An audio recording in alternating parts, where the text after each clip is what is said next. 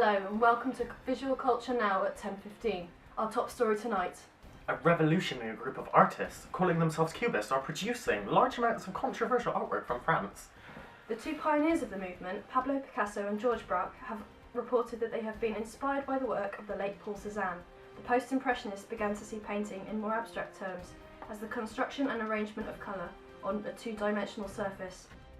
Since the Frenchman passed away, Picasso and Braque have carried on with this new innovative style, swapping any attempts at realism with cubes and cylindrical shape marks to describe the subject matter in their work. Apparently, the recent advancements in photography, cinematography, sound recording, telephone and motor vehicle technology have also brought upon the radical change in art techniques.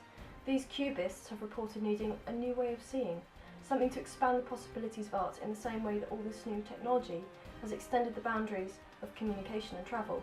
Here to shed a little light on the subject, we have to hand over to our field reporter George, who is interviewing Pablo Picasso about his new work.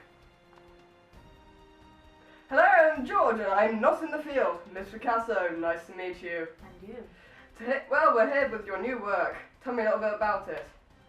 Well, I think the painting really speaks for itself. Inspired by Cézanne and his reduction of the form, and my love of African art, I put a lot of work into this one.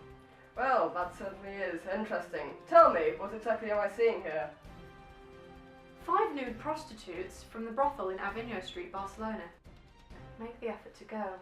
It's really all very interesting. Gosh, really? That's controversial. You may think so, but I prefer revolutionary.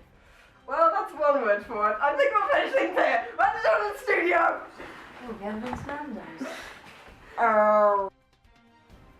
Oh, thank you, George. Apparently he has kept the painting hidden from view for 9 years. Has he really? I'm not surprised. Hang on, what's this?